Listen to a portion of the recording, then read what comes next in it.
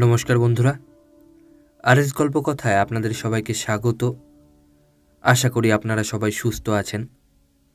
বন্ধুরা, আজ আপনারা শুনবেন শ্রী স্বপন কুমারের লেখা একটি গোয়েন্দা উপন্যাস, বিষাক্ত হাসি।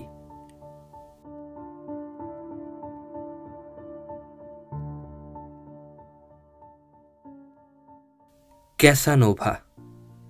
বিচিত্র বর্ণের অজস্র আলোকের উদ্বেল প্রাচুর্য যেন স্বর্গের অমরাবতীকেও হার মানায়। পৃথিবীর সব কিছু দুঃখ, গ্লানি, ক্লেশ যেন এই বিরাট বাড়িখানার চত্বরের বাইরে এসে থমকে দাঁড়িয়েছে। সেখানে শুধু আলো, শুধু আনন্দ, শুধু উচ্ছ্বাস, ফুলের সুবাস, আতরের আর এসেন্সের গন্ধ, উপচে ওঠা সুরার ফেনিল, বাঁধনহীন প্রবাহ। মঞ্চের নৃত্য শুরু হয়েছে, জিপসি ডান্স। নাচছে লখনৌ থেকে আগত বিখ্যাত নর্তকী মতিহারি বাই। পরনে তার নানা রঙের কাপড়ের মিশ্রণে তৈরি বিচিত্র এক ধরনের পোশাক। নাচের তালে তালে দেহের বিভিন্ন অংশের তরঙ্গায়িত ভঙ্গিমা দর্শকদের তৃষ্ণার্ত দৃষ্টিকে তৃপ্ত করছে। নৃত্যের ছন্দ উঠছে দ্রুত লয়ে, সঙ্গে সঙ্গে চলেছে বাজনা। বিলিতি সঙ্গীতের অপূর্ব মূর্ছনা দেওয়ালের গায়ে প্রতিহত হয়ে প্রতিটি মানুষের মনে দোলা দিচ্ছে। একটি সরাহত রক্তাক্ত পাখি যেন সুদূর সুনীল আকাশের দিকে উড়ে যাবার জন্যে মাথা কুটে কুটে মরছে। বর্ষিত হচ্ছে অজস্র প্রশংসা বাক্য, উচ্ছ্বসিত উল্লাস ধ্বনি। মতিহারি বাইয়ের চোখের কোণে বিদ্যুৎ, ঠোঁটের কোণে হাসি। নাচের প্রতিটি অঙ্গ সঞ্চালন নির্ভুল। অকস্মাৎ সেখানে দেখা যায় অদ্ভুত একটা পরিবর্তন। নন্দন কাননের মাঝে যেন প্রেতলোকের বিষাদ ছায়া। দর্শকদের মধ্যে থেকে কে যেন একটা ছোড়া ছুঁড়ে মেরেছে মতিহারি বাইকে লক্ষ্য করে। কে সে? কেই এতটাই? কোলাহল, বিশৃঙ্খলা, হট্টগোল। মতিহারি বাই একপাশে সরে গেছে। অল্পের জন্য ছোড়াটা তার বুকে না লেগেছে বা হাতে। এক ঝলক রক্তপ্রবাহ, সুতীক্ষ্ণ আর্তনাদ। আহত মতিহারি বাই লুটিয়ে পড়ে মঞ্চের ওপরেই। যে দিক থেকে ছোড়াটা ছুটে এসেছিল সেখানে দাঁড়িয়েছিল একজন সুশ্রী অ্যাংলো ইন্ডিয়ান যুবক। দর্শকদের নজর গিয়ে পড়ল তার ওপর। নিশ্চয়ই এই লোকটাই মতিহারি বাইয়ের উদ্দেশ্যে ছোড়াটা নিক্ষেপ করেছে। কিন্তু কেন? কিন্তু কি তার স্বার্থ? উন্মত্ত দর্শকেরা লোকটিকে প্রহার করতে উদ্যত হয়। ছুটে আসে ম্যানেজার। উশৃঙ্খল দর্শকদের হাত থেকে লোকটিকে বাঁচায় পুলিশের হাতে সমর্পণ করবার জন্যে। দপ করে একসঙ্গে সমস্ত আলোগুলো নিভে যায় অকস্মাৎ। উপস্থিত দর্শকদের চঞ্চলতা বৃদ্ধি পায়।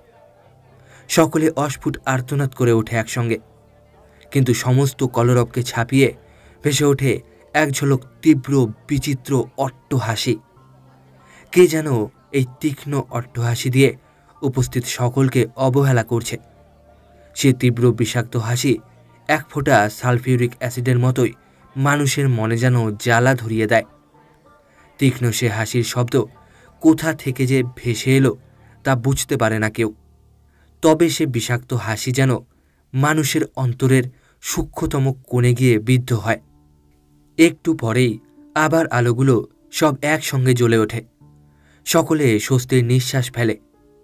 কিন্তু এই অ্যাংলো ইন্ডিয়ান যুবকটিকে আর কোথাও খুঁজে পাওয়া যায় না।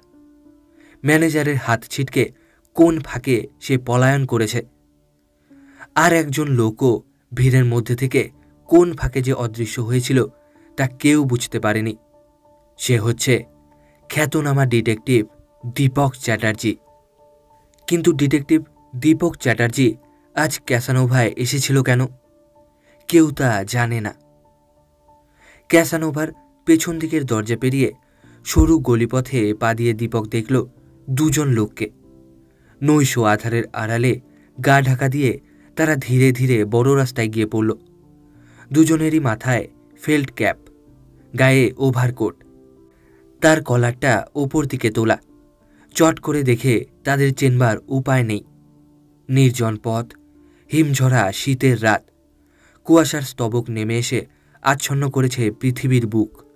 ফ্যাকাশে সাদা কুয়াশা, কাছের জিনিসগুলোকেও ভালো করে দেখা যায় না কুয়াশার রহস্যজাল ভেদ করে। কুয়াশার কুহেলি আবরণে আলোগুলো সব স্থিমিত। তাদের পাণ্ডুর চোখে যেন বিশ্বের ম্রিয়মানতা। লোক দুজনে পথে পা দিয়ে উঠে পড়ে সামনে দাঁড়িয়ে থাকা একটা সিডান বডি কারে। নির্জন পথ গাড়ির ইঞ্জিনের শব্দে মুখরিত হয়ে ওঠে। পোড়া পেট্রোলের গন্ধপূর্ণ ধোঁয়া ছেড়ে গাড়িটা দ্রুত বেগে চলতে থাকে। দীপক ঘুরে গিয়ে উপস্থিত হয় হোটেলের সামনের দিকে। নিজের গাড়িতে উঠে বসে। দূরে ওদের গাড়িটা চলেছে। পেছনের লাল আলোটা যেন হিংস্র দৈত্যের রক্ত আখি। নির্ভীক দীপক সেই লাল আলো লক্ষ্য করে গাড়ি চালায় দ্রুত গতিতে। ক্যাসানোভায় ততক্ষণে ডুয়েট ডান্স চলেছে মৃদু বাজনার তালে তাল মিলিয়ে। দীপক চ্যাটার্জি সেদিন সন্ধ্যায় বিনা কারণেই ক্যাসানোভার বুকে পা দেয়নি। তার পেছনে ঘটনা লুকিয়েছিল, সেটাই এখানে বলছি। বেলা 10টা। দীপকের গাড়ি নিয়ে তার সহকর্মী রতনলাল কি একটা কাজে বেরিয়ে গেছে। দীপক তাই কয়েকটা কাজ সেরে বাসে করে ফিরছিল। বাড়ির ঠিক আগের স্টপেজে সে অন্যমনস্কভাবে হঠাৎ উঠে দাঁড়াল। এবারে নামতে হবে। স্যার, শুনছেন? পেছন থেকে কে যেন আহ্বান জানায়। ফিরে দাঁড়ায় দীপক। একজন মাঝারি আকৃতির ভদ্রলোক, মুখে ফ্রেঞ্চ কাট দাড়ি, পরনে স্যুট, গায়ের শার্টের ওপর ওয়েস্টকোট। মোটামুটি চেহারা দেখে শৌখিন বলেই মনে হয়। আমাকে ডাকছেন? দীপক প্রশ্ন করে। হ্যাঁ, আপনার পকেট থেকে ম্যাচটা পড়ে গিয়েছিল। ও, লজ্জিতভাবে দীপক বলল। তারপর দিয়াশলাইটা ভদ্রলোকের হাত থেকে নিয়ে পকেটে রেখে দেয়। বাস থেকে নেমে দীপক এগিয়ে চলে বাড়ির দিকে দ্রুত গতিতে। বাড়ির সামনে এসে কি মনে করে একটা সিগারেট বের করল সে। তারপর আগুন জ্বালাবার জন্যে ম্যাচ বক্সটা খুলে দেখে তার মধ্যে একটা কাগজ ভাঁজ করে রাখা আছে। আশ্চর্য, সে তো কখনো ম্যাচ বক্সের মধ্যে কাগজ রাখেনি। তবে কি বাসের সেই লোকটাই কাগজটা রেখে গেছে নাকি? কৌতূহলী হয়ে ওঠে দীপকের মন। কাগজটা বের করে নিয়ে ভাঁজটা খুলে ফেলে সে। একটা চিঠি। প্রিয় দীপকবাবু, আপনি দীর্ঘদিন ধরে প্রাঞ্জির ওপর তীব্র নজর রেখেছেন জানি, কিন্তু আজ অবধি আপনি এতটুকুও অগ্রসর হতে পারেননি। আর পারবেনই বা কেমন করে? প্রাঞ্জি কখনো কাঁচা কাজ করে না, কখনো পেছনে কোনো প্রমাণ ফেলে রেখে যায় না সে। ক্রিমিনাল জগতে সে একজন নমস্য ব্যক্তি, আবার সাধারণ সমাজে তার অন্য পরিচয়। সে যাই হোক, আপনি যদি তার সম্বন্ধে কৌতূহলী হন তবে আজ সন্ধ্যা 8টায় যাবেন ক্যাসানোভায়। হ্যাঁ, আজ সেখানে কতগুলো ঘটনা ঘটবেই। চিঠিটা বিশ্বাস করতে পারছেন না? জেনে রাখুন, বিশ্বাসঘাতকদের খবর সবসময়ই পাকা হয়। আশা করি আপনি কৃতকার্য হবেন। ইতি, আপনার বন্ধু। চিঠিখানা উল্টে পাল্টে দেখল দীপক, খুব ভালো করে, মনোযোগ দিয়ে। তারপর বাড়ির মধ্যে প্রবেশ করে সে। ড্রয়িং রুমে কোটটা খুলে রেখে চলে যায় ল্যাবরেটরি ঘরে। এমন সময় বাইরে পাওয়া গেল একটা মোটরের ইঞ্জিনের শব্দ। দীপক বুঝতে পারে রতনলাল ফিরে এসেছে। একটু পরেই ল্যাবরেটরি রুমে প্রবেশ করে রতনলাল। তুই হঠাৎ এখানে এলি কেন? রতন প্রশ্ন করে। আবার নতুন কোনো কেসের ঝামেলা এসে চাপল নাকি? কোনো কথা না বলে দীপক চিঠিখানা রতনের হাতে তুলে দিল। আগাগোড়া পড়ে রতন বলল, এ থেকে আর কি বোঝা যাবে? দীপক হেসে বলল, অনেক কিছু। আচ্ছা, একে একে তোকে দেখাই কতগুলো পয়েন্ট এই একখানা চিঠি থেকে বের হতে পারে। দীপক চিঠিখানা তুলে ধরে উজ্জ্বল আলোর দিকে। উজ্জ্বল আলোকে ফুটে ওঠে একটা হাতির ছবি। দীপক বলল, এটা হচ্ছে এলিফ্যান্ট ব্র্যান্ড কাগজ, এ দেশেরই তৈরি, বোধহয় টিটাগড় মিলের। তারপর একটু থেমে বলল, কালিটা হচ্ছে জেড ব্ল্যাক, বোধহয় দেশি কোনো মিলের কালি। এগুলো থেকে বোঝা যাচ্ছে খুব বেশি দামি কাগজ বা কালি লোকটা ব্যবহার করে না। আচ্ছা, এবার এলো হাতের লেখা। লেখা থেকে বোঝা যাচ্ছে লোকটা চঞ্চল প্রকৃতির, লেখাপড়া জানে, তবে দু একটা বানান ভুল আছে, সে চাঞ্চল্যের জন্যেই। খুব বেশি চেপে লেখা নয়, লোকটা বেশি লম্বা বা মোটা নয় অবশ্যই। আচ্ছা, এবার আসছে ফিঙ্গারপ্রিন্ট বা থাম্ব ইমপ্রেশন। তুই জানিস রতন, বুড়ো আঙুলের ছাপই হচ্ছে মানুষের শিওরেস্ট সাইন অফ আইডেন্টিফিকেশন।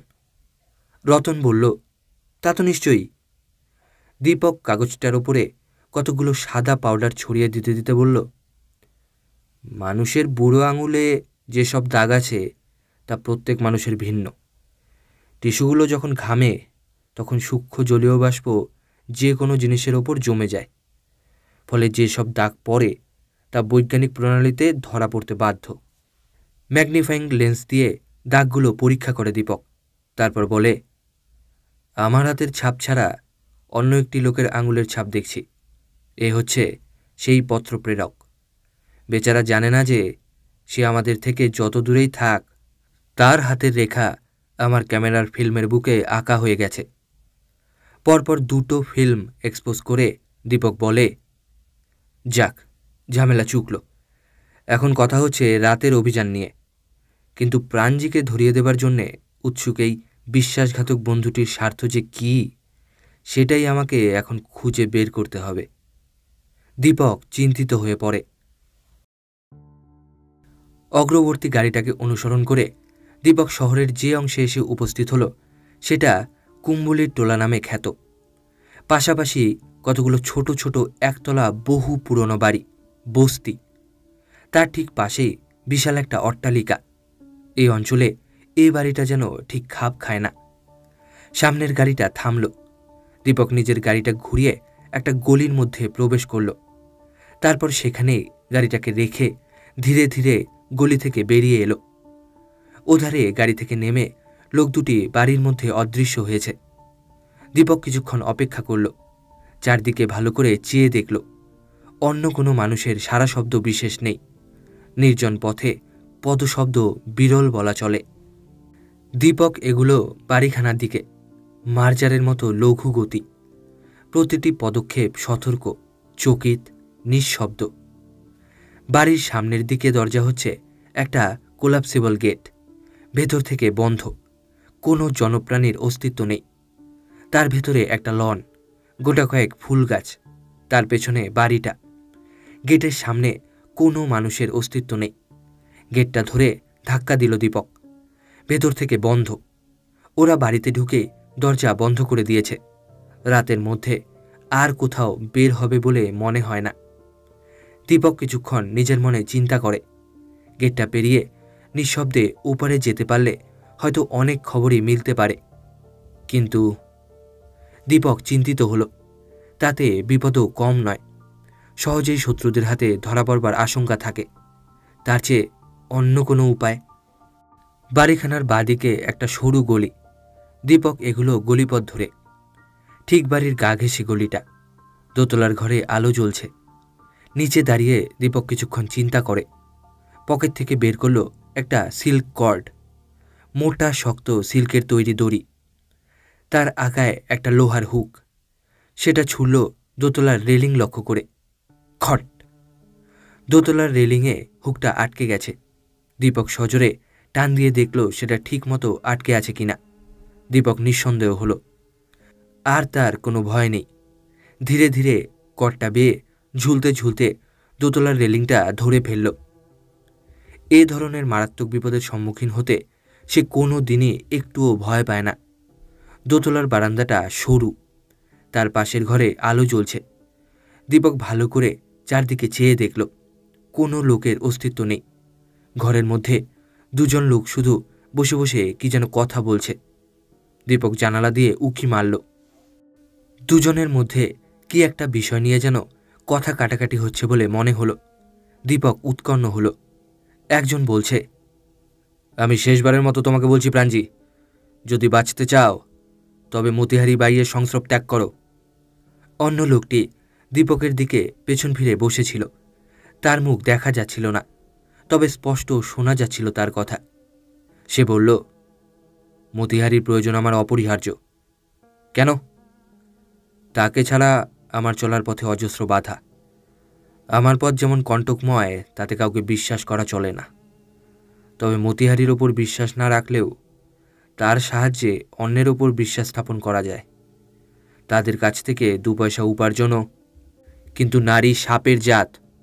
সে তোমার বিরুদ্ধে যেভাবে বিষ ছড়াচ্ছে তাতে। জানি, তবে সাপুরেরা বিষাক্ত সাপ নিয়ে খেলা করে আনন্দ পায়, জানো তো ওসমান।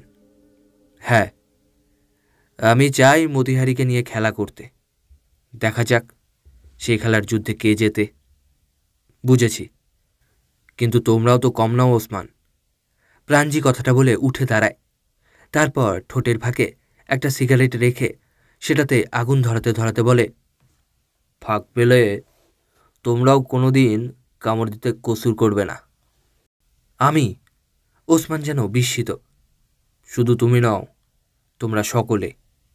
তার মানে আজ তোমাদের মতো যে কয়েকজন আমার বিশ্বস্ত অনুচর, পাপ পথের অন্তরঙ্গ সঙ্গী, তারা সুযোগ সুবিধা আর অর্থ পেলে যে কোনো মুহূর্তে সে বিশ্বাসের মান শিথিল করতে এতটুকু কসুর করবে না, তা আমি জানি। প্রাঞ্জি হো হো করে হেসে ওঠে। তারপর একটু থেমে বলে, জীবনে কি দেখলাম যেন ওসমান? প্রচুর লেখাপড়া করেছি, সৎপথে চলবার চেষ্টা করেছি, কিন্তু সে সাধুপথ অন্ধ গলির মতোই অনিশ্চিত। আর অসাধুতার রাজপথে নির্বিঘ্নে আরামে গা ভাসিয়ে চলা যায়। সেখানে সঙ্গীর অভাব নেই। সেখানে প্রতি মুহূর্তে পাওয়া যায় শত ওসমানকে, সহস্র মতিহারিকে, কিন্তু তারা শুধু মুহূর্তের সাথী মাত্র। যখনই দেখা দেবে স্বার্থের বিন্দুমাত্র সংঘাত, তারা পরস্পরের বিরুদ্ধে হাত তুলতে এতটুকু কসুর করবে না। কিন্তু আমি আজ কেন মতিহারিকে শেষ করতে চেয়েছিলাম তা তোমার চেয়ে আর কেউ ভালো জানে না প্রাঞ্জি। কিন্তু আমাকে কি জিজ্ঞাসা করেছিলে? প্রয়োজন মনে করিনি। না ভয় পেয়েছিলে? ভয় কিসের? যে ভয়ে তুমি মতিহারিকে সরাতে চাও, সেটা যদি আমার কাছেও প্রকাশ হয়ে পড়ে এবং আমি তোমাকে বিপদে ফেলি? সে কি? হ্যাঁ, মতিহারি আজ স্বার্থের খাতিরে আমার হাতের পুতুল, তুমিও তাই। আমার প্রতাপে আজ তোমরা দুজন একসঙ্গে কাজ করছো। এটাকে অনেকটা সেই বাঘে গরুতে এক ঘাটে জল খাওয়ার মতো বলা যেতে পারে।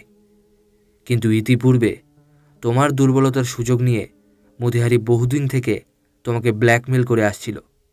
কি বলো ওসমান? কিন্তু এত যেন তুমি তো আমাকে ভয় দেখাওনি প্রাঞ্জি। প্রাঞ্জি হো হো করে হেসে ওঠে আবার, বিষাক্ত তীব্র এক ঝলক হাসি। জানালার বাইরে দাঁড়িয়ে দীপক ভাবে, এমন বিষাক্ত হাসি ইতিপূর্বে সে কখনো শুনেছে কিনা সন্দেহ। প্রাঞ্জি বলে চলে, তোমাদের মতো ছোটদের প্রতি আমার মনের ভাব যে কী তা তো তুমি জানো ওসমান। দুর্বলদের আমি যেমন করুণা করি, তেমনি তাদের তুচ্ছ জ্ঞান করতেও আমার বাধে না। আমার মনের মধ্যে কোথায় যেন লুকিয়ে রয়েছে একজন বিরাট ডিক্টেটর। সে চায় আমার যে যারা উঁচু, যারা গর্বী, তাদের অহংকার আর দর্প চূর্ণ করে শিক্ষা দিতে। কাজেই তোমার দিকে আমার নজর কোনোদিনই পড়বে না। ওসমান বলে, কিন্তু এত যেন মতিহারি ভাইকে পৃথিবীর বুক থেকে তুমি সরাতে চাও না কেন? ঠিক যে জন্য তুমি আজ আমার অমতে মতিহারিকে হত্যা করতে অগ্রসর হওয়া সত্ত্বেও তোমাকে আমি রক্ষা করলাম। তুমি অ্যাংলো ইন্ডিয়ান যুবক সেজে ওভাবে তার দিকে ছোড়াটা ছুঁড়ে মারলেও দর্শকদের চোখে ধরা পড়ে গেলে তখন বাধ্য হয়ে আমি সুকৌশলে আলো নিভিয়ে তোমাকে ওদের কবল থেকে রক্ষা করলাম। কিন্তু তা করলে কেন? আমার তাতে স্বার্থ ছিল ওসমান। কী স্বার্থ? তুমি ধরা পড়ে পুলিশের হাতে গেলে হয়তো তোমার ওপর অত্যাচার করে পুলিশ আমার সম্বন্ধেও অনেক কথা বের করে নিতে পারত। তুমি এত ভেবে কাজ করো প্রাঞ্জি? হ্যাঁ, তাই আমার বিরুদ্ধে এতটুকু প্রমাণও কেউ আজ অবধি সংগ্রহ করতে পারেনি। কিন্তু পুলিশের হাত থেকে বাঁচলেও বিনা কারণে তোমাকে আমি এতদূর নিয়ে আসিনি ওসমান। আমার মতের বিরুদ্ধে চলার জন্যে উপযুক্ত শাস্তি তোমাকে অবশ্যই পেতে হবে। কথা শেষ হয় না, ওসমান মুখ তুলে দেখে প্রাঞ্জির হাতে একটা চকচকে অটোমেটিক রিভলভার অগ্নিবর্ষণ করবার জন্যে উন্মুখ হয়ে আছে যেন। ওসমানের মুখে বিস্ময়, দু চোখে যেন বিশ্বের ভয়ে পুঞ্জীভূত। প্রাঞ্জি জুতোর গোড়ালিটা মেঝের ওপর জোরে দুবার ঠুকে দেয়। সঙ্গে সঙ্গে ঘরে প্রবেশ করে দুজন দীর্ঘদেহ পেশিবহুল লোক। দুজনেই গুন্ডা শ্রেণীর লোক বলে মনে হয়। টাকার জন্যে তারা বোধহয় সব কিছু করতে পারে।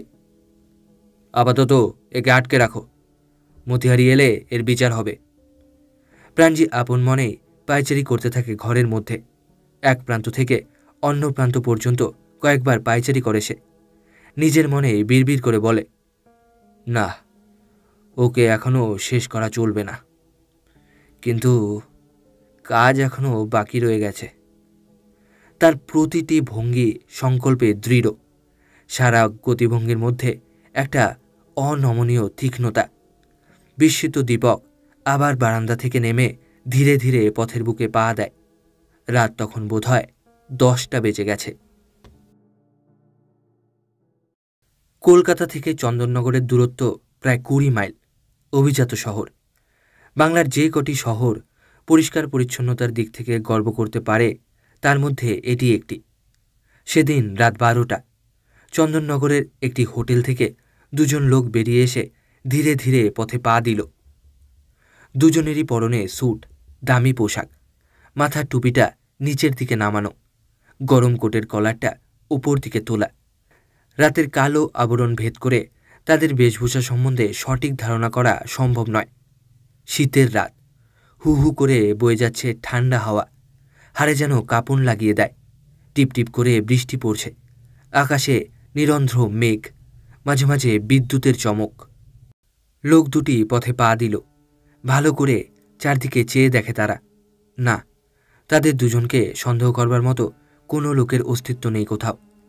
এবার নিশ্চিন্ত হয়ে তারা হোটেলের মধ্য দিয়ে নিয়ে আসা একটি অজ্ঞান লোককে ধরাধরি করে পথের ওপর দাঁড়িয়ে থাকা ছোট্ট গাড়িতে তুলে নেয়। অত্যন্ত অভিজ্ঞ লোকেরও ক্ষমতা নেই যে এই দুটি অজ্ঞাত রহস্যময় লোককে চিনতে পারে। তাছাড়া এদের একজন পুরুষ, অন্যজন নারী।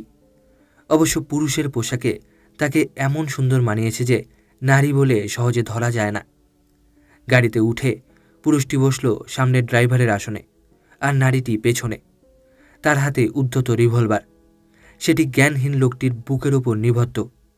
যদি সে আচমকা জ্ঞান ফিরে পেয়ে পালাবার চেষ্টা করে, তা থেকে বিরত রাখবার জন্যে এই ব্যবস্থা। গাড়ি ছুটে চলল পিচ ঢালা মসৃণ পথ ধরে। কিছুটা এগিয়ে একটা মোড়ের মাথায় এসে গাড়ির আরোহীরা থমকে দাঁড়াল। সামনে পাহারারত বিটের কনস্টেবল। সে হাত তুলে তাদের গতিপথে বাধা সৃষ্টি করেছে। কন হ্যায়? কনস্টেবল হরিভগৎ সিং প্রশ্ন করে। আদমি। কোন আদমি? ইতনা রাত মে কাহা পর জায়গা? হাতের লাঠিটা বাগিয়ে ধরে তাল ঠুকতে ঠুকতে হরিভগৎ এগিয়ে আসে। গায়ের ওভারকোটটা টেনে নিয়ে সারা দেহটা ভালো করে আবৃত করে নেয়। মোটরের আরোহীরা এবার নিজেদের বিপদ বুঝতে পারে, কিন্তু এমন অবস্থায় কি করা যেতে পারে? একটু ভেবে তারা আবার গাড়িতে স্টার্ট দেয়। এই রোখো, একদম বাতকে! হরিভগৎ তীব্র স্বরে চিৎকার করে ওঠে। তারপর প্রাণপণে তার হুইসেলে ফু দেয়। বহুদূর থেকে আর এক হুইসেলের শব্দ ভেসে আসে। অন্য একজন কনস্টেবলেরও নৈশনিদ্রা টুটে গেছে বোধহয়। পেছনের আসনে উপবিষ্ট পুরুষবেশী নারী মূর্তি এবার অধৈর্য হয়ে পড়ে। না, আর এক মুহূর্ত অপেক্ষা করা চলতে পারে না। সে হরিভগতের দিকে হাতের রিভলভারটা তুলে ফায়ার করে। নৈশ প্রহর যেন থরথর করে কেঁপে কেঁপে ওঠে সেই প্রচণ্ড শব্দের তীক্ষ্ণতায়। কনস্টেবল হরিভগৎ সিং একটা আর্ত চিৎকার করে লুটিয়ে পড়ে পথের ওপরেই। দূর থেকে ঘন ঘন হুইসেলের শব্দ ভেসে আসে। দ্রুত পদশব্দও যেন এদিকে এগিয়ে আসছে। গাড়ি চালাও! নারী কণ্ঠে আদেশ ধ্বনি। গাড়ি চলতে থাকে তীব্র গতিতে, গতিবেগের বাঁধন তুচ্ছ করে কক্ষচ্যুত নীহারিকার গতিতে। চন্দননগর পেরিয়ে কলকাতা অভিমুখে গাড়ি দ্রুত ধাবিত হয়। শুধু অভিশপ্ত শহরের বুকে পড়ে থাকে কর্তব্যনিষ্ঠ পুলিশ কনস্টেবল হরিভগৎ সিংয়ের মৃতদেহ আর গোটা কয়েক সীসার তৈরি বুলেট।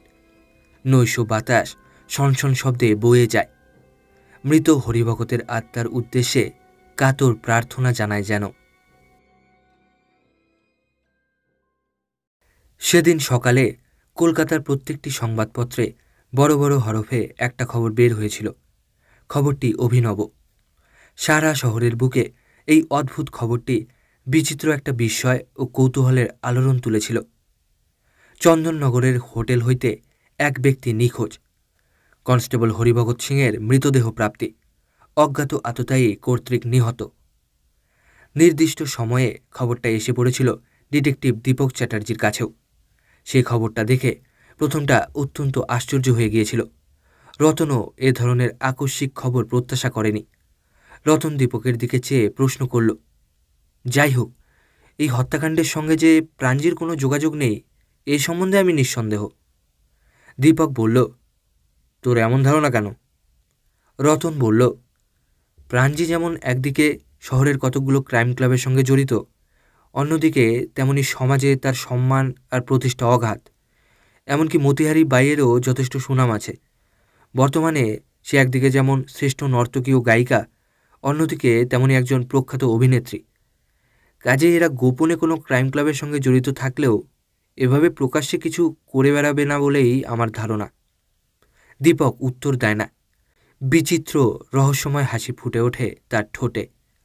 রতন প্রশ্ন করে, এ সম্বন্ধে তোর ধারণা কি? দীপক হেসে বলে, প্রত্যেকটি চ্যারিটেবল হাসপাতালে প্রাঞ্জি মুক্ত হস্তে দান করে থাকে। প্রত্যেকটি বড় বড় কমিটির সে একজন হোমরা চোমরা সদস্য। কয়েকটি ব্যাংকের সে ডিরেক্টর বোর্ডে আছে। স্বদেশী শিল্পে তার দান অনস্বীকার্য। তাছাড়া রতন বাধা দিয়ে বলে, প্রাঞ্জি সম্বন্ধে এ ধরনের ফিরিস্তি আমার না শুনলেও চলবে। তার মানে তুই কতদূর এগুলি তাই আমি জানতে চাই। দীপক বলে, যতদিন আমি সেই বিশ্বাসঘাতক বন্ধুটিকে খুঁজে বের করতে না পারছি ততদিন এক পাও এগোনো অসম্ভব। কেন? কারণ প্রাঞ্জি অত কাঁচা ছেলে নয় যে এক কথায় একেবারে ফাঁদে পা দেবে। তা তো বুঝলাম, কিন্তু তাই বলে কি চুপ করে থাকবি নাকি? না, নতুন একটা পদ্ধতিতে আমি চেষ্টা করব সে বিশ্বাসঘাতক বন্ধুকে খুঁজে বের করতে। অর্থাৎ? তুই জানিস সেই লোকটির আঙুলের ছাপ আমার কাছে আছে। এখন যে কোনো উপায়ে যদি ওদের দলের সব কজনের আঙুলের ছাপ জোগাড় করা যায়। এ একেবারে অসম্ভব, বাধা দিয়ে রতন বলে। অসম্ভবকেও অনেক সময় সম্ভব করে তোলা যায়, কিন্তু কি প্রকারে? ওদের দলের মধ্যে বিশ্বাসঘাতকতা ও চক্রান্ত শুরু হয়েছে। আমি এই সুযোগ নেব। ওদের আগামী আলোচনা সভা বসবে বুধবারে। দলের 5-6 জন সেখানে উপস্থিত হবে।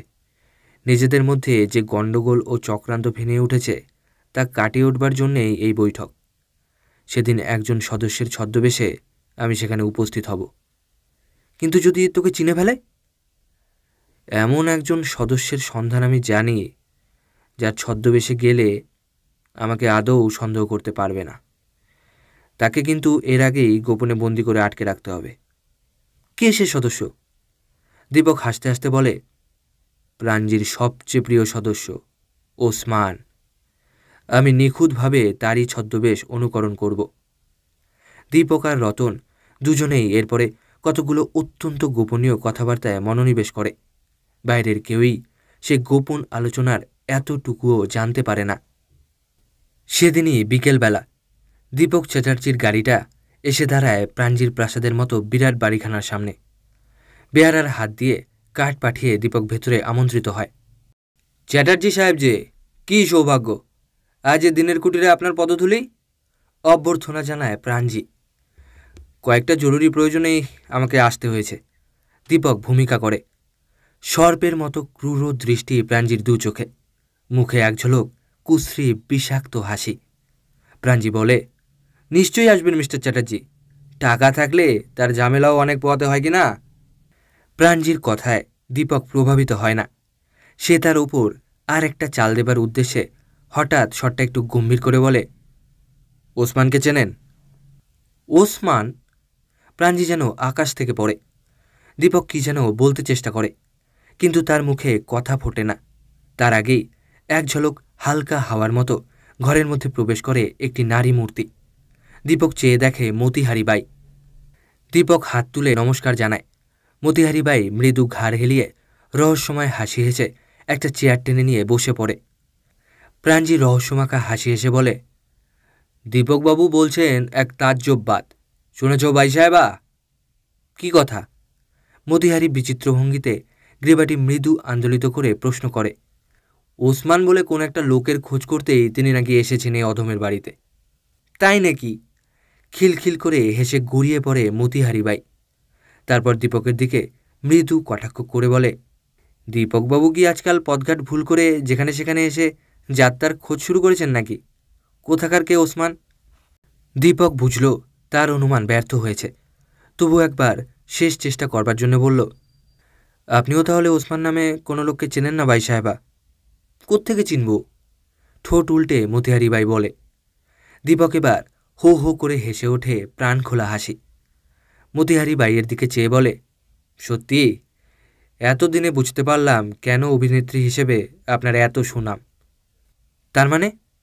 ভ্রুকুটি করে মতিহারি বাই প্রশ্ন করে। যে ওসমান সেদিন ক্যাসানোভায় আপনাকে লক্ষ্য করে ছোড়া নিক্ষেপ করল, আপনি বলছেন তাকে আপনি চেনেন না? কি অদ্ভুত এই পৃথিবী!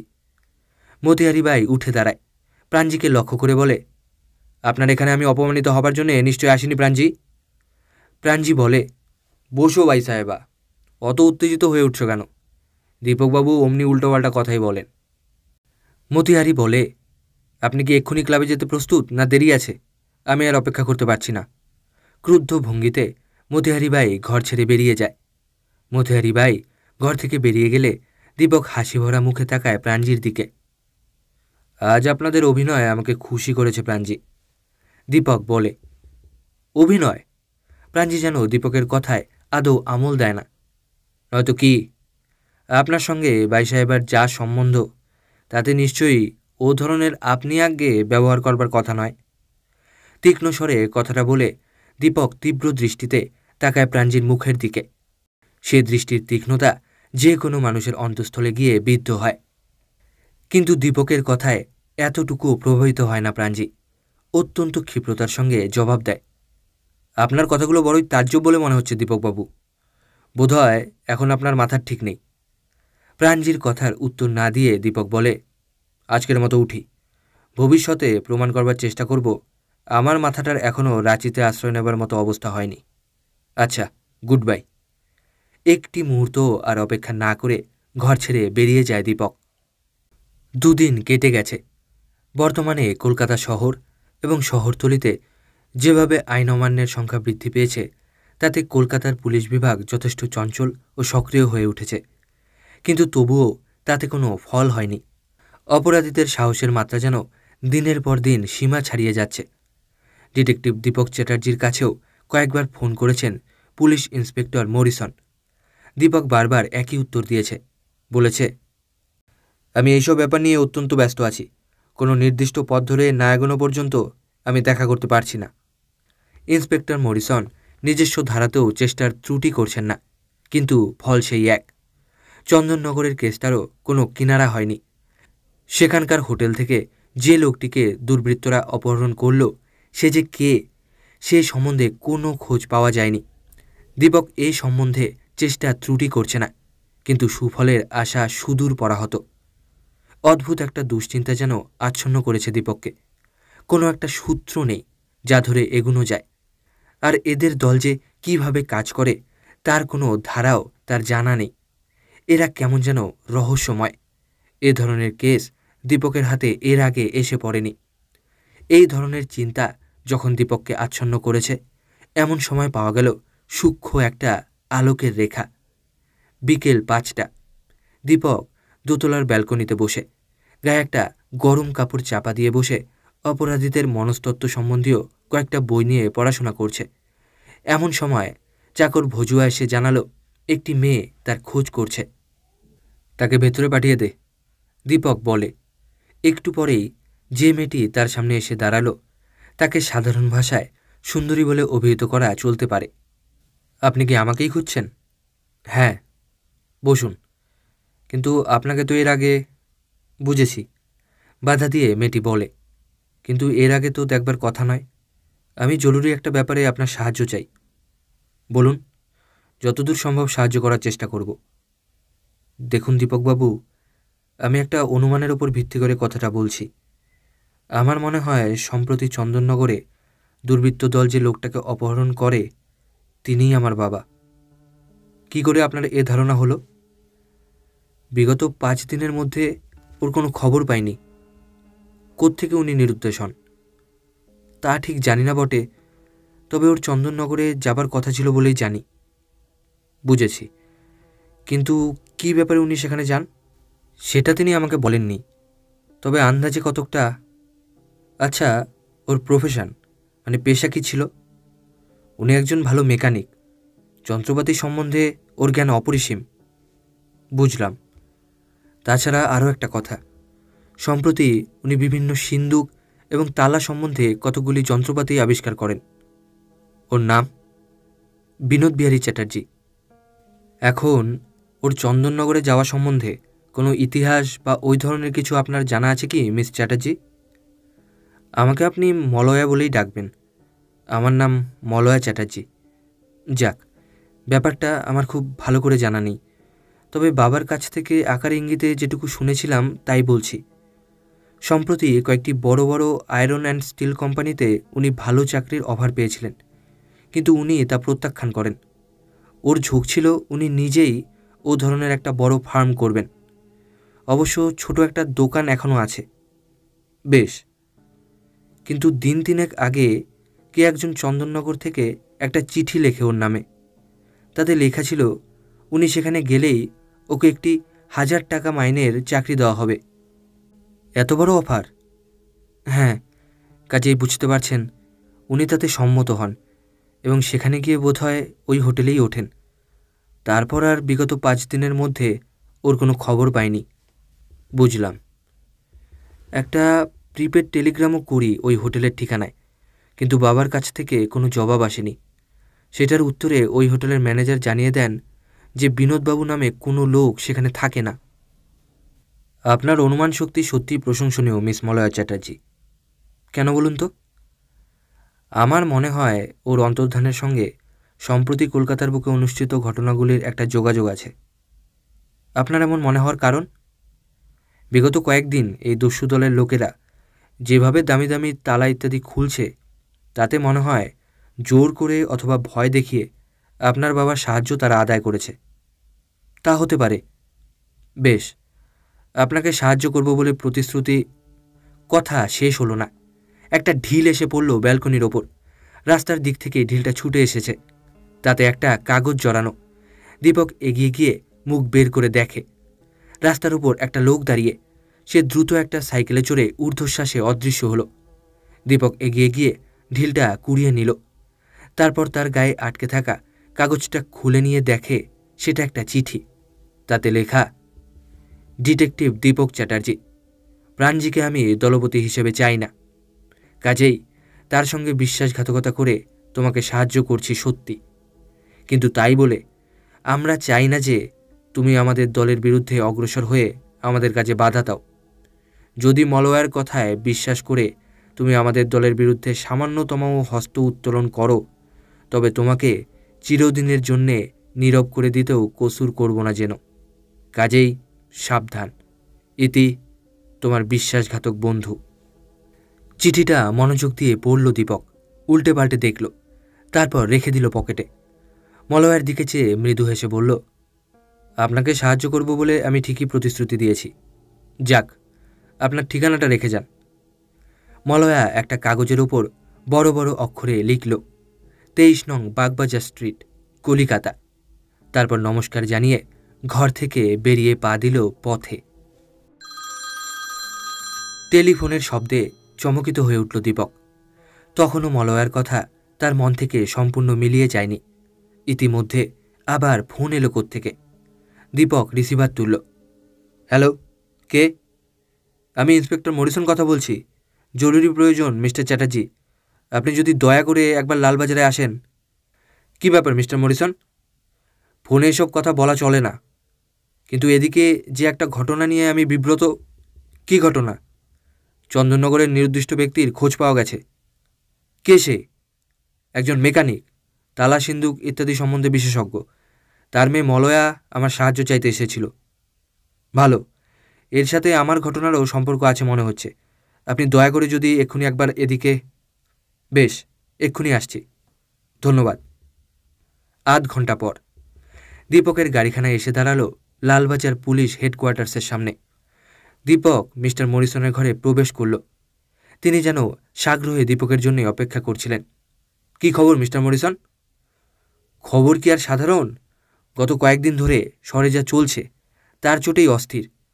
তারপর আজ আবার সাউথ ইন্ডিয়ান ব্যাংকের ম্যানেজারের কাছে একটা চিঠি এসেছে। কি চিঠি? এই দেখুন না। মিস্টার মরিসন একখানা কাগজ এগিয়ে দেন দীপকের দিকে। দীপক কাগজটা দেখেই চমকে ওঠে। এ ঠিক সেই হাতের লেখা, সেই বাসের বিশ্বাসঘাতক যে লোকটি প্রাণজি সম্বন্ধে চিঠি দিয়েছিল। দীপক বলল, এ লেখা আমার পরিচিত। এখন শুধু ফিঙ্গারপ্রিন্টটা মেলানো বাকি। তাহলেই এই লোকটির সঙ্গে আমার আগেই মোলাকাত হয়েছে কিনা সে সম্বন্ধে নিঃসন্দেহ হব। দীপক চিঠিটা পড়তে লাগল। ছোট চিঠি। ম্যানেজার, সাউথ ইন্ডিয়ান ব্যাংক, সমী পেশু। আগামীকাল বেলা 11টায় আপনার ব্যাংকের অধিকাংশ সম্পদ আমরা অপহরণ করব বলে স্থির করেছি। আশা করি বাধা দেবার সর্বপ্রকার চেষ্টা করবেন। মনে রাখবেন, আমাদের কথা কখনো মিথ্যা হয় না। ইতি জনৈক বন্ধু। চিঠিটা বারবার উল্টে পাল্টে দেখল দীপক। তারপর বলল, সেকালে জানতাম আগে খবর দিয়ে ডাকাতি করা হতো, কিন্তু আধুনিককালে মহানগরীর বুকের ওপর এমন একটা ব্যাপার বিশ্বাস করতে মন চায় না। মিস্টার মরিসন বললেন, আমিও তাই ভাবছি। কি ভাবছেন? মনে হচ্ছে এটা একটা বিরাট ধাপ্পা। এরকম মনে করবার কারণ? আগেই খবর দিয়ে পুলিশ বাহিনীকে প্রস্তুত হবার সুযোগ দিয়ে ও ধরনের কাজ কেউ করে না।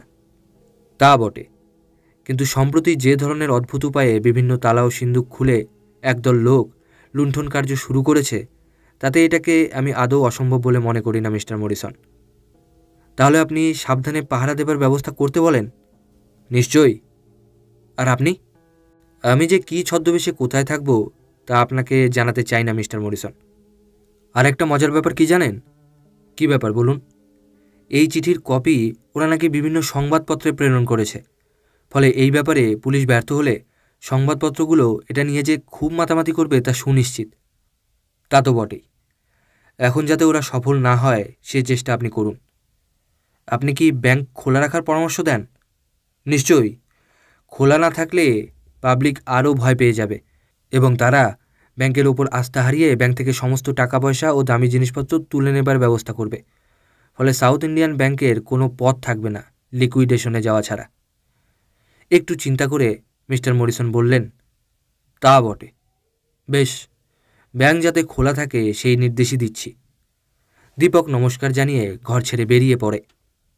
দীপক বাড়িতে প্রবেশ করে দেখে মলয়া তার জন্য অপেক্ষা করছে। নমস্কার মলয়া দেবী। নমস্কার। আধ ঘন্টার ওপর আমি এখানে বসে। আপনি তাহলে আমি বেরিয়ে যাবার ঠিক পরেই এসেছেন বলে মনে হচ্ছে। তা হবে, কিন্তু হঠাৎ বিনা নোটিশে? জরুরি কারণে মিস্টার চ্যাটার্জি। কী কারণ বলুন? আজ বাবার চিঠি পেলাম, এই মাত্র। তাই নাকি? কি ব্যাপার? চিঠিটা সঙ্গে করে এনেছেন তো? নিশ্চয়ই, এই দেখুন। মলয়া একটা কাগজ এগিয়ে দেয় দীপকের দিকে। দীপক দেখে সেটা একটা চিঠি। হাতের লেখা তার অপরিচিত। দীপক চিঠির মধ্যে মনোসংযোগ করে। তাতে লেখা, মা মলয়া, বর্তমানে আমি বাধ্য হয়েই তোদের থেকে অনেক দূরে বাস করছি। আমার হাতে এখন অনেক কাজ। আমি সেই সব কাজে ব্যস্ত থাকায় তোদের সঙ্গে দেখা করতে পারছি না আপাতত। আশা করি সফলতা অর্জন করে শিগগির দেখা করব। আমার সম্বন্ধে কোনো কথা পুলিশকে জানিও না, তাহলে আমি বিপদে পড়ব। এমনকি যাদের সঙ্গে আমি আছি তারা আমাকে হত্যা পর্যন্ত করতে পারে। ভয় পেও না, আমি শিগগিরই ফিরে আসব। তুমি আমার স্নেহাশিস চেনো। ইতি তোমার বাবা। পরপর 3 বার চিঠিটা পড়ে দীপক। খামের উপরে ডাকঘরের সিলটা পরীক্ষা করে। খিদিরপুর অঞ্চল থেকে এসেছে চিঠিটা। দীপকের মুখ উজ্জ্বল হয়ে ওঠে। খিদিরপুরের কাছাকাছি কোথাও ওদের একটা আড্ডা থাকা সম্ভব। চিঠিটা মলয়ার হাতে ফেরত দিয়ে সে বলে, বেশ একটা চাল চেলেছে আমাদের ওপর। মলয়া বলে, তার মানে? দীপক হেসে বলে, মানে এই যে ওরা জোর করে কিংবা যে কোনো উপায়ে আপনার বাবাকে দিয়ে এই চিঠি লিখিয়েছে, যাতে বাধ্য হয়ে আমরা দূরে থাকি। বুঝেছি, মলয়া বলে। কিন্তু এখন আমার কি কর্তব্য তাই তো ঠিক বুঝে উঠতে পারছি না। ওদের ওপর আর একটা পাল্টা চাল দিতে হবে আর কি, হাসতে হাসতে দীপক বলে। তার মানে কিছু নয়, ওদের অনুচর নিশ্চয়ই আপনার ওপর দৃষ্টি রেখেছে। আপনি দরজা দিয়ে বেরিয়ে যাবার সময় আমার সঙ্গে কিছুটা গরম গরম কথাবার্তার বিনিময় করবেন, তাহলেই হবে। যেন আপনি আমার কাজে সাহায্য দিতে ইচ্ছুক নন, তাহলেই ওরা ভাববে আমি আপনার ব্যাপারে মাথা ঘামাবো না। মলয়া হেসে বলে, সত্যি বুদ্ধিটা চমৎকার, এত চমৎকার আইডিয়া আমি কল্পনাও করিনি। দীপক বলে, তাহলে চলুন। দুজনে নিচে নেমে আসে। দরজার সামনে দাঁড়িয়ে দীপক মলয়াকে লক্ষ্য করে চিৎকার করে বলে ওঠে, আপনি এই মুহূর্তে বাড়ি থেকে বেরিয়ে যান, আপনার কেস নিয়ে মাথা ঘামাতে চাই না আমি। মলয়াও সজোরে বলে, বেশ, আপনার মতো অপদার্থ লোকের হাতে এমন একটা কেস দিতে আমার বিন্দুমাত্র আগ্রহ নেই। দরকার নেই আমার পুলিশ বা ডিটেকটিভে, আমি চললাম। রাগত ভঙ্গিতে জোরে জোরে পা ফেলে মলয়া চলে যায়। দীপক তার মুখের ওপর সজোরে দরজাটা বন্ধ করে দেয়। তারপর উঠে আস্তে আস্তে ভাবে, সত্যি মলয়ার অভিনয়টা খুব ভালোই হয়েছে।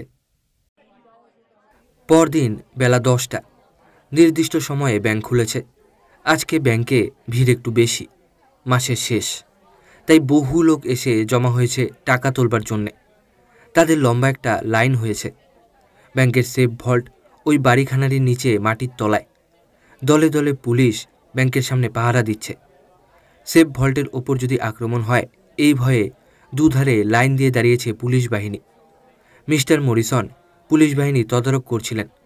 তিনি আদেশ দিলেন, সন্দেহজনক কাউকে দেখলেই সঙ্গে সঙ্গে অ্যারেস্ট করবে। কথাটা বলে তিনি ব্যাংকের মধ্যে প্রবেশ করলেন।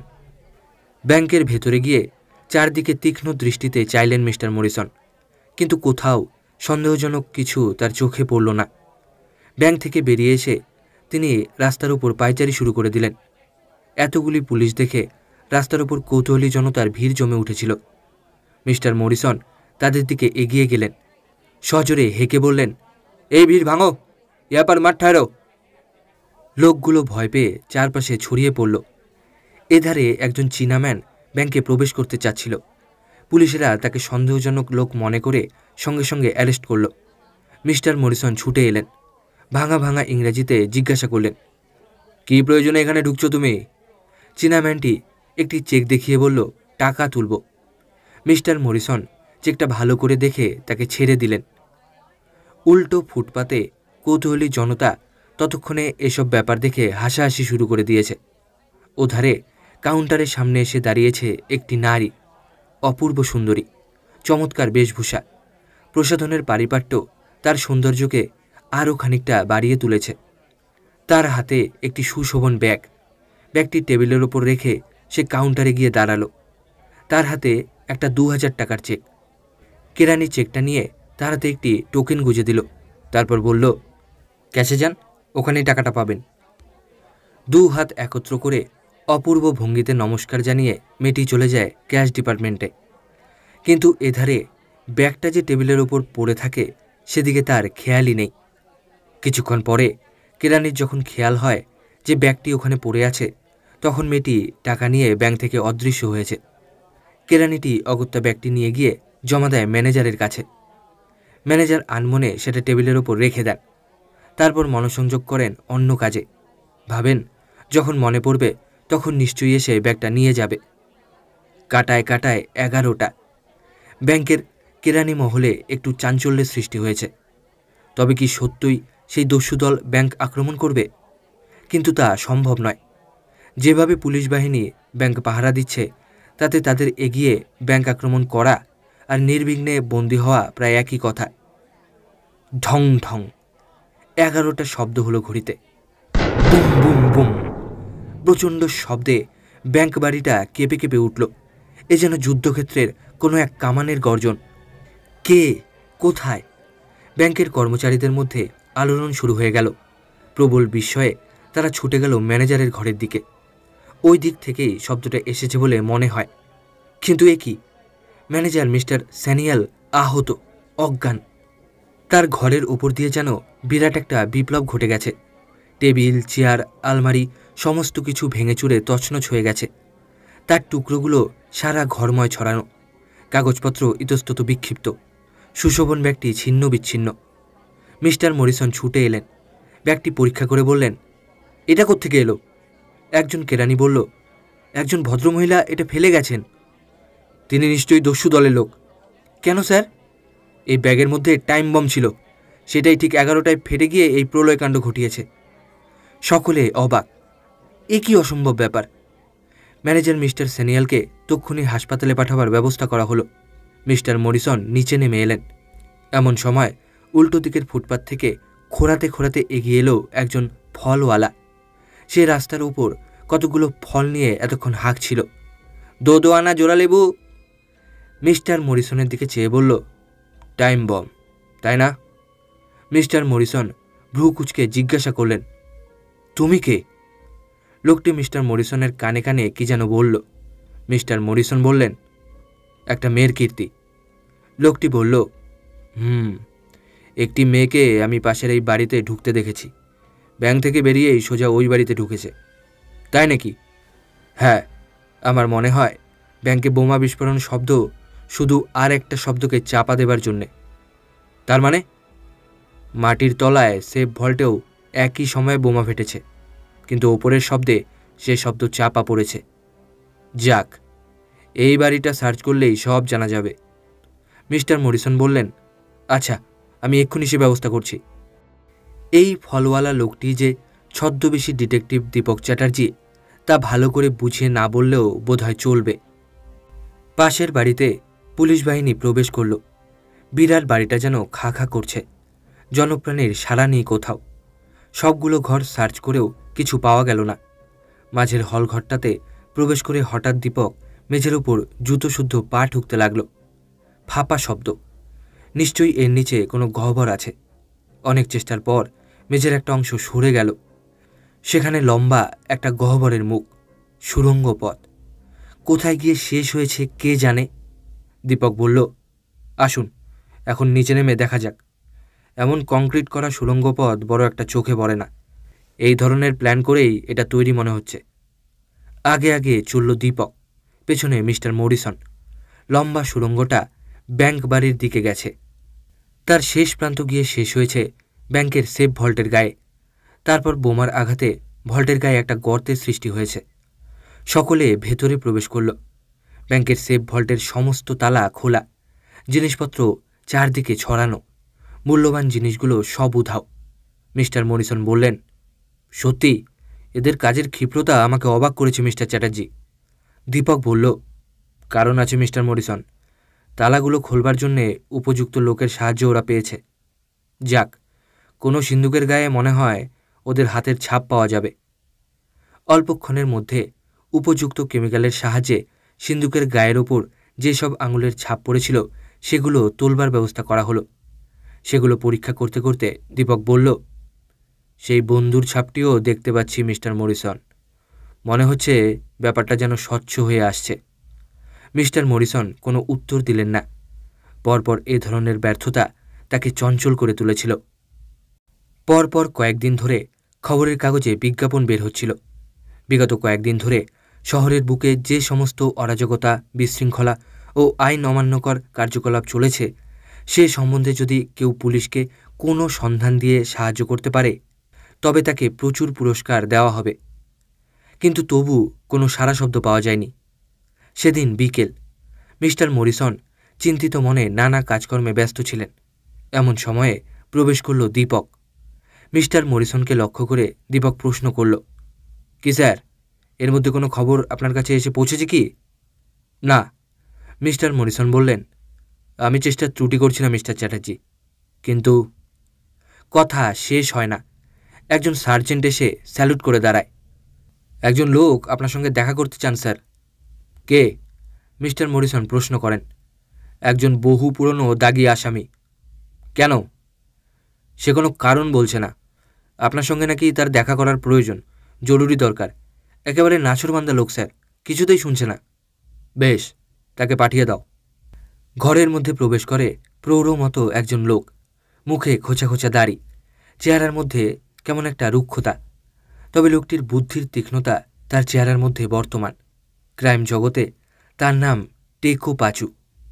সেটা বোধহয় পঞ্চানন নামের অপভ্রংশ। ওর হাত ছাপাইয়ের যথেষ্ট সুনাম আছে, তবে ধরাও পড়েছে বহুবার, বারাষ্টেক জেল খেটেছে। কি খবর পাচু? আজকাল ভালোভাবেই আছো তো, না আগের মতোই হাত ছাপাই বিদ্যে ঠিকমতো চালাচ্ছ? কি যে বলেন কর্তা, পাচু গদগদ কণ্ঠে বলল। ওসব ঝামেলার মধ্যে আর বুড়ো বয়সে যেতে চাই না, তাই তো আপনার শ্রীচরণে এসে হাজির হলাম। কিন্তু আমার কাছে আবার কেন? আপনারা কাগজে দিয়েছেন যে খবর দিতে পারলেই টাকা দেবেন। এতক্ষণে ইন্সপেক্টর মরিসন যেন টেকো পাচুর রহস্য উদ্ঘাটন করতে সক্ষম হলেন। তিনি হেসে বললেন, বুঝেছি তোমার মতলব, কিন্তু এসব খবর তুমি কি করে জানবে? পাচু হেসে বলে, আমাদের জগৎটাই আলাদা কর্তা। এখানে একজনের খবর জানতে অন্যের দেরি হয় না। কয়েকজন সাঙ্গাতের মুখে ওদের খবর পেলাম। ওদের দলে নাকি খুব ভালো টাকা দিয়ে লোক নিচ্ছে, তাই খবরগুলো নিয়ে ছুটে এলাম আপনার কাছে। কিছু টাকা পেলে শেষ জীবনে বরং পশ্চিমের দিকে গিয়ে ছোটোখাটো ব্যবসা করে জীবনটা কাটিয়ে দেব। তাহলে সুমতি হয়েছে দেখছি, মিস্টার মরিসন বললেন। হে হে, তা আপনাদের আশীর্বাদে, বিনয়ে গদগদ কণ্ঠে পাচু বলল। তা ওদের ঠিকানাটা কি শুনি? ফিসফিস করে পাচু বলল, খুব সাবধানে স্যার, ওদের দলের লোক সব জায়গাতেই ছড়ানো আছে। যাক শুনুন, ওদের আড্ডা হচ্ছে খিদিরপুরের একটা গলির ভেতর একটা 3 তলা বাড়ি, আর ওদের দলের মাথা হচ্ছে এই শহরেরই একজন বিখ্যাত ধনী লোক, তার নাম প্রাণজি। প্রাণজি? মিস্টার মরিসন যেন আকাশ থেকে পড়লেন। তা কি করে সম্ভব? পৃথিবীতে অনেক আপাত অসম্ভব জিনিসই পরে সম্ভব বলে প্রমাণিত হয় স্যার, দীপক বলল। তার মানে? প্রাণজি যে এই বিরাট দলের মূল নায়ক তা আমি জানতাম স্যার, কিন্তু প্রমাণের অভাবে। হো হো করে হেসে উঠল টেকো পাচু।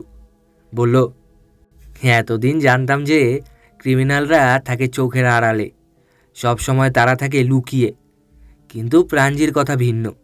সে অবাধে বাস করে কম্বলি টোলায় তার নিজের বাড়িতে। পৃথিবীতে এমন কোনো লোক নেই যে প্রাণজির বিরুদ্ধে কোনো প্রমাণ সংগ্রহ করে তাকে গ্রেপ্তার করে। সে নির্বিবাদে তার কুম্বলিটোলার বাড়ির দোতলায় বসে নিশ্চিন্ত আরামে দিন কাটিয়ে চলেছে। কিন্তু খিদিরপুরের ঠিকানাটা? মিস্টার মরিসন বললেন। খিদিরপুরের সেই বাড়িটা আমাদের জগতে কবরখানা বলে পরিচিত। কবরখানা?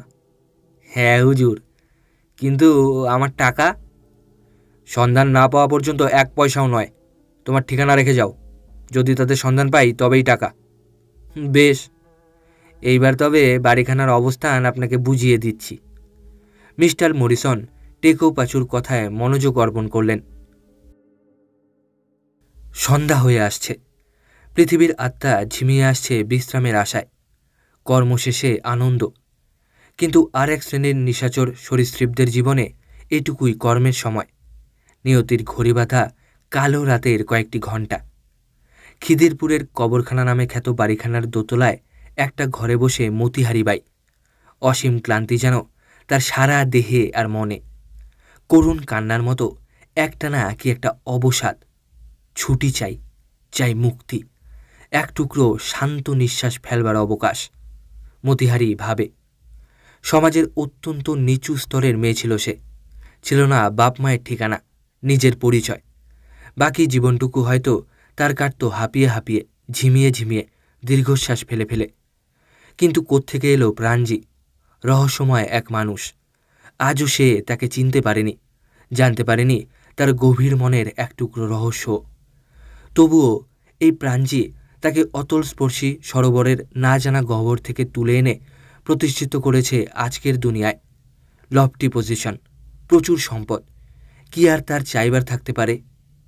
কিন্তু তবু আজ মতিহারি ভাবে, জীবনে কি যেন সে চেয়েছিল অথচ পায়নি। তা কি সে জিনিস? সেই প্রার্থিত বস্তুটির অপ্রাপ্তির হতাশ্বাসেই কাটে সন্ধ্যার এই কয়েকটি অলস প্রহর। আর বাকি জীবনটুকু শুধু বন্ধুর উচ্ছৃঙ্খলতা, অভিনয়, ন্যাকামি, জড়তা, এর বেশি আর কিছুই কি সে চাইতে পারে না? 3 বার হাততালি দেয় মতিহারি। ঘরে প্রবেশ করে দীর্ঘকায় একটি লোক, এক চোখ কানা, কবরখানায় এ কানাকড়ি নামে পরিচিত। এর হাতের ছুরি কখনো ব্যর্থ হয় না বলে সকলে জানে। মাইজি, শোন কানাকড়ি, তোর সঙ্গে কথা আছে। ফারমাইয়ে, এ আদেশের কথা নয় কানাকড়ি, এ হচ্ছে অনুভূতির কথা, চিন্তার কথা। বলুন, তোমাদের সারা জীবন কি এমনই আদেশ শুনে শুনেই কাটবে?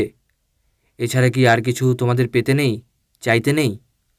কানাকড়ির এক চোখ জ্বলে ওঠে। উত্তর দাও। ভগবান যাকে যা দিয়েছেন মা। কথা শেষ হয় না, ঘরে প্রবেশ করে প্রাণজি। একটা বিরাট বরফের চাপ যেন এসে আছড়ে পড়ে মতিহারি বাইয়ের সামনে। বন্দেগি বাই সাহেবা। এমন অসময়ে তুমি হঠাৎ? কেন, আসতে নেই নাকি? আশা করিনি। না আশঙ্কা ছিল? মনকে নিয়ে অত চুলচেরা বিচার করতে আমি ভালোবাসি না প্রাণজি। একটা দরকারে এসেছি, শোনো। দরকার ছাড়া যে তুমি আসো না তা আমি জানি। অর্থাৎ একদিন তোমার এই দরকারের খেয়াল মেটাতেই আমি সমাজের একটা তুচ্ছ গলির অন্ধকার থেকে উঠে এসে আশ্রয় নিয়েছি অর্থের চূড়ায়। আবার তোমার দরকার মিটে গেলেই হয়তো। হা হা করে হেসে ওঠে প্রাণজি। এক ঝলক বিষাক্ত অট্টহাসি যেন। কি গভীর ব্যথা বেদনা সে হাসির সাথে জড়িত, কি অপরিসীম তিক্ততা। এ আমি জানতাম বাই সাহেবা।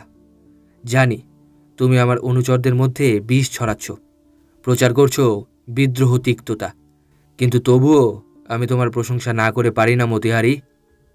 কারণ তুমি একজন ইনবর্ন আর্টিস্ট। তোমার অভিনয় প্রতিভাকে আমি শ্রদ্ধ প্রণাম জানাই। তোমাকে ছাড়া আমার কোনো প্ল্যানই আজ পর্যন্ত কার্যকরী হতে পারত না। এমনকি সেদিনও ব্যাংকে যে অভিনয় তুমি করলে, তাতে সত্যিই আজকের মঞ্চের যে কোনো অভিনেত্রী লজ্জা পাবে। কি তোমার উদ্দেশ্য খুলে বলো। খুলে বলবার আর বেশি কিছু বাকি নেই। কথাটা আমার চিরকালই জানা। Crime does not pay. পাপের ঋণ একদিন কড়ায় গণ্ডায় চুকিয়ে দিতে হবেই। তোমার কথার অর্থ প্রাণজি? অর্থ বোঝবার আর বেশি দেরি নেই বোধ হয়। এই যে বাই সাহেবা। হা হা হা। বাইরে পরপর দুটি মোটর এসে থামবার শব্দ শোনা যায়। প্রাণজি উঠে দাঁড়ায়, সবলে জানালার দুটি গরাদ ধরে টান দেয়। জীর্ণ গরাদ ফাঁক হয়ে যায়। সংকীর্ণ একটি পথ। প্রাণজি সেই পথ দিয়ে অক্লেশে একতলায় লাফিয়ে পড়ে। নিচেই দাঁড়িয়েছিল কানাকড়ি। তার পিঠ চাপড়ে প্রাণজি বলে, একদম সাবার কর দেনা, 1000 রুপাইয়া ইনাম। প্রাণজি কথা বাড়ায় না আর। রাতের নিকষ কালো আধার ঘেরা জবনিকার আড়ালে মিলিয়ে যায় প্রাণজির দেহ। কানাকড়ি ওপরে উঠে আসে। তার চোখটা তখন হিংস্র উল্লাসে দপদপ করছে। পুলিশ বাহিনী কবরখানা ঘেরাও করেছে। দলে দলে পুলিশ এসে দাঁড়িয়েছে দরজায়। সারা বাড়ি পুলিশের বেষ্টনীতে আবদ্ধ। সদর দরজায় কড়া নড়ে ওঠে সজোরে। নারীকণ্ঠের আর্ত চিৎকার, মরণ কাতর ধ্বনি। ধরিত্রীর পাজরে পাজরে যেন বেদনা মাখানো মহা জিজ্ঞাসা। পাপের পথ বুঝি এমনই করুন। মহাকালের খাতায় লেখা হয় মর্মছেরা এক টুকরো কাহিনী। করকর করাত করে সজোরে কড়া নড়তে থাকে। প্রবল চাপে বহু পুরনো বাড়ির জীর্ণ অর্গল ভেঙে পড়ে। পুলিশ বাহিনী কলরব করতে করতে ভেতরে প্রবেশ করেন মিস্টার মরিসন, দীপক চ্যাটার্জি আর রতনলাল। দোতলার ঘরে লুটিয়ে পড়েছে মৃত মতিহারি বাইয়ের দেহ। তার শেষ নিঃশ্বাস বাতাসের তরঙ্গে তরঙ্গে মিশে গিয়ে বায়ুস্তরকে ভারী করে তুলেছে। নিষ্পন্দ কানাকড়ি, হাতে তার রক্তমাখা ছোড়া। মৃত্যুর নেশায় যেন প্রদীপ্ত, রাঙা। ছুটে এসেছে প্রাণজির অন্যান্য অনুচরেরা, ওসমান, শাহজাদা, হুসেন। সকলের মুখে প্রশ্ন, মনে জিজ্ঞাসা। কানাকড়ি একই কাণ্ড করে বসল। পেছনে পুলিশ বাহিনী। হতচকিত মুহূর্তে পালাবার অবকাশ পায় না কেউ। সকলে বিনা বাধায় একে একে ধরা দেয়। সকলের শেষে বন্দী হয় কানাকড়ি। কার নির্দেশে যে সে এমন একটা কাজ করে ফেলেছে সে সম্বন্ধে বিন্দুমাত্র আভাসও পাওয়া যায় না তার কাছ থেকে। সকলে শুধু ভাবতে থাকে একই কথা, বিখ্যাত নর্তকী মতিহারি বাই নিহত। প্রাণজির একমাত্র বিখ্যাত সহচর, প্রত্যেকটি কাজে তার নির্ভরযোগ্য সহচরী মতিহারি নিহত। কিন্তু কেন? কে দেবে তার উত্তর? রাত তখন 10টা। লালবাজার থানায় ইন্সপেক্টর মরিসন আর ডিটেকটিভ দীপক চ্যাটার্জি বসে বিগত ঘটনারই আলোচনা করছিল তারা। দীপক বলল, এমন একটা ঘটনা যে ঘটবে তা আমি আগেই জানতাম। মিস্টার মরিসন বললেন, কেন? ওদের ভেতরে ভেতরে যে একটা চক্রান্তের বিষ ফেনিয়ে উঠছিল তা আমি জানতাম, তার প্রমাণও পেয়েছি, কিন্তু সেই বিশ্বাসঘাতক যে কে তা বুঝতে পারিনি। এখন পেরেছেন? হ্যাঁ। কে? প্রাঞ্জির বিরুদ্ধে বিশ্বাসঘাতকতা করছিল তার সবচেয়ে প্রিয় সহচরী এই মতিহারি বাই। সে কি? হ্যাঁ, ঠিক তাই। কিন্তু কি করে জানলেন? তার যেসব চিঠি আমি আগে পেয়েছি তার সাথে মিলিয়ে দেখলাম তার ফিঙ্গার ইমপ্রেশন। কি পেলেন? মতিহারি বাই আমাকে বিশ্বাসঘাতকতা করে চিঠি লিখেছিল, আর পত্রবাহক তারই অনুচর। কিন্তু কেন? Love for position? ও আপনি ঠিক বুঝবেন না মিস্টার মরিসন। ক্রিমিনালদের যে বড় শত্রু ক্রিমিনালদের আর কেউ নেই। ওরা না বিগড়ে গেলে পুলিশের কী সাধ্য যে। বুঝেছি। যাক, ওদের চেষ্টাতেই ওরা ধরা পড়ল। মলয়ার বাবা বিনোদবাবুকেও পাওয়া গেল। কিন্তু কিন্তু কি? প্রাঞ্জি গেল কোথায়? ওর বিরুদ্ধে তো এখন আর প্রমাণের অভাব নেই। আমরা এক্ষুনি তাকে গ্রেপ্তার করতে পারি। তা জানি মিস্টার চ্যাটার্জি, আর সেই জন্যেই আমি আজ তোমাদের হাতে আত্মসমর্পণ করতে এসেছি। এ কি প্রাঞ্জি? এ কি তুমি? ঘরের মধ্যে একটা বজ্রপাত হলেও বোধহয় সকলে তত বিস্মিত হতো না। প্রাঞ্জি একটা নিঃশেষিত সিগারেটের আগুনে আর একটা সিগারেট ধরিয়ে নিল, তারপর বলল, ধরা আমাকে পড়তেই হবে। কাজেই আর লুকোচুরি খেলে কি লাভ? সমাজের উঁচু পজিশন থেকে নেমে এসে তস্করের জীবন আর যাপন করতে চাই না আমি। কি প্রয়োজন এতে? কি লাভ? তার চেয়ে এই অনেক ভালো। আর তাছাড়া কি বলো প্রাঞ্জি? প্রাঞ্জি হাসল, সেই সৃষ্টি ছাড়া বিষাক্ত এক ঝলক হাসি। তারপর বলতে শুরু করল, যেদিন দেখলাম মতিহারি বাইও আমার সাথে বিশ্বাসঘাতকতা করছে, সেদিন থেকেই এ পাপের জীবনে ধিক্কার এসে গেছে মিস্টার চ্যাটার্জি। পাপের পথ বড় বিশাল। নিঃস্ব রিক্ত অবস্থায় একদিন এ পথে এসে দাঁড়াই। সাধুতার পথ কণ্টকবহুল, অসাধুতার পথ পিচ ঢালা রাজপথের মতোই মসৃণ। কিন্তু তবু। সিগারেটে দুটো সুদীর্ঘ টান দিয়ে প্রাঞ্জি বলতে লাগল, এ পথে এসে উপার্জন করেছি প্রচুর। টাকা নিয়ে ছিনিমিনি খেলেছি, টাকা খেলা করেছি। কিন্তু তবু দেখলাম শান্তি নেই এ পথে, স্বস্তি নেই, বিশ্বাস নেই, নেই স্নেহ মমতা ভালোবাসা। যে মতিহারিকে একদিন বস্তির কুঁড়েঘর থেকে তুলে এনে জীবনের সঙ্গী করে নিলাম, যাকে ঘিরে জীবনের স্বপ্নজাল রচনা করলাম, যার বিরুদ্ধে অজস্র ব্ল্যাকমেলিং চলছিল, সেসব থেকে তাকে বাঁচালাম, সেই কিনা শেষ পর্যন্ত চাইল দলের প্রধান আসন অলঙ্কৃত করতে। সাহায্য সে করেছে প্রচুর, বিশ্বাসঘাতকতাও করেছে অজস্র। মানদণ্ডে দেখলাম পরেরটাই বেশি ভারী। তাই আজ প্রাঞ্জির বিরুদ্ধে প্রমাণের অভাব নেই। ডিটেকটিভ দীপক চ্যাটার্জি চায় প্রাঞ্জিকে গ্রেপ্তার করতে। অথচ একদিন এই প্রাঞ্জির ছিল সম্মান, ছিল অর্থ, ছিল মর্যাদা, ছিল দান ধ্যান মাহাত্ম্য। কাগজে কাগজে কত সুনাম, ছবিও বোধহয় দু একবার ছাপা হয়েছে। যক্ষা হাসপাতালে সাহায্য, কুষ্ঠরোগীদের দান, এমনই কত কি। জীবনে মানুষ কি চায় তা বলতে পারো দীপক? একটু চিন্তা করে দীপক বলল, স্বস্তি, আনন্দ। প্রাঞ্জি হো হো করে হেসে বলল, ওহ, এটা একটা ভেগ টার্ম। সততার পথে শান্তি নেই, কারণ অর্থের অভাবে শান্তি হয় না, আনন্দ তো নয়ই। আর অসাধুতার পথে? পথ অবশ্য বিরাট, সঙ্গীরও অভাব নেই, কিন্তু সেই সঙ্গীরাই একদিন। মিস্টার মরিসন কি যেন ভাবছিলেন। প্রাঞ্জি বলল, আর নয় মিস্টার মরিসন, এবারে অ্যারেস্ট করুন। রাত অনেক হলো, বাকি রাতটুকু ঘুমোতে চাই। পাপের দেনা শোধ করতে তো হবেই, তার আগে যেটুকু বিশ্রাম।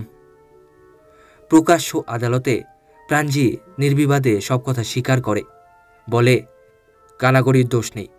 আমি ওকে আদেশ দিই মতিহারি বাইকে হত্যা করবার জন্যে। যদি কোনো শাস্তি দিতে হয় আমাকে দিন। বিচারক বলেন, 5 বছর সশ্রম কারাদণ্ড। প্রাঞ্জি হাসি মুখেই দণ্ড গ্রহণ করে। পুলিশ ভ্যানে উঠবার আগে অনেকেই প্রাঞ্জির সঙ্গে দেখা করে। মিস্টার মরিসন, দীপক, বিনোদ চ্যাটার্জি, মলয়া। প্রাঞ্জি হঠাৎ আঙুল থেকে একটা হিরে বসানো আংটি খুলে মলয়ার হাতে পরিয়ে দেয়। বলে, জীবনে তোমাকে অনেক কষ্ট দিয়েছি বোন, আমার ওপর কোনো রাগ রেখো না তুমি। প্রাঞ্জি সকলের কাছে বিদায় নেয়। তারপর উঠে পড়ে পুলিশ ভ্যানে। মলয়ার চোখ অশ্রু সজল। সেটা কি প্রাঞ্জির জন্য দুঃখে, না বাবাকে ফিরে পাওয়ার আনন্দে?